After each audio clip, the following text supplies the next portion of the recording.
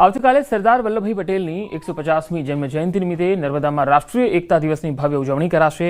જોઈએ એકતાનગરની તૈયારીઓ વિશે આ રિપોર્ટ।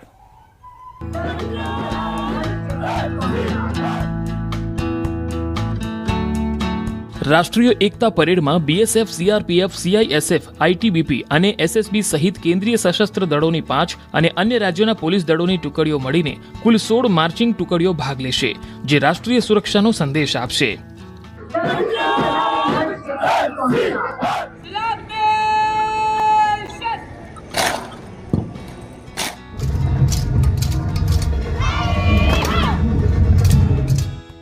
આ વખતની પરેડમાં કુલ 16 કન્ટિન્જન્ટ્સ સમગ્ર દેશના ભાગ લેવાના છે।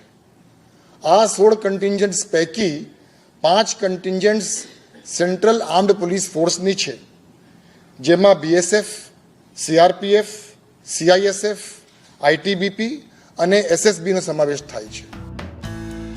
આ આયોજનનું મુખ્ય આકર્ષણ ભારતીય વાયુસેનાની સૂર્યકિરણ ટીમનો એર શો અને દેશના વિવિધ રાજ્યોની સંસ્કૃતિ દર્શાવતી સુંદર ઝાંકીઓ રહેશે। આ વીરતાપૂર્ણ પરેડ જોવા માટે લગભગ 12,000 જેટલા દર્શકોની વ્યવસ્થા કરવામાં આવી છે।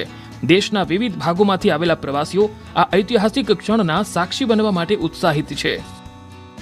150મી સરદાર વલ્લભભાઈ પટેલની જે જન્મ જયંતિની જે તૈયારી છે એ પણ જબરદસ્ત ચાલી રહી છે। અહીંયા આપણા પ્રાઇમ મિનિસ્ટર શ્રી નરેન્દ્રભાઈ મોદી જે यहाँ खास एना माटे जे आवी रह्या छे, ये भी अगर हो सके तो आप सब आइए देखने को। सरदार वल्लभ भाई पटेल का जो स्टेचू देख करके हम लोग गदगद हो गए हैं। ये गुजरात का जो डेवलपमेंट है वो मोदी जी के देन है। मतलब मोदी जी ने जो किया कोई नहीं करेगा, न किया आज तक किसी ने। આ ભવ્ય આયોજન માટે ગુજરાત સરકાર દ્વારા વ્યાપક સ્તરે તૈયારીઓ કરવામાં આવી છે। સહભાગીઓના રહેવા જમવાથી લઈને મુલાકાતીઓના સરળ પરિવહન અને તબીબી સુવિધાઓ સુધીની દરેક વ્યવસ્થા સુનિશ્ચિત કરવામાં આવી છે। એકતાનગરમાં ઉજવાઈ રહેલો આ રાષ્ટ્રીય એકતા દિવસ માત્ર એક ઉત્સવ નથી, પરંતુ તે દેશની અજોડ એકતા, વીરતા અને સમૃદ્ધ સંસ્કૃતિનું પ્રતીક છે। આ કાર્યક્રમ એક ભારત શ્રેષ્ઠ ભારતની ભાવનાને વધુ મજબૂત બનાવશે।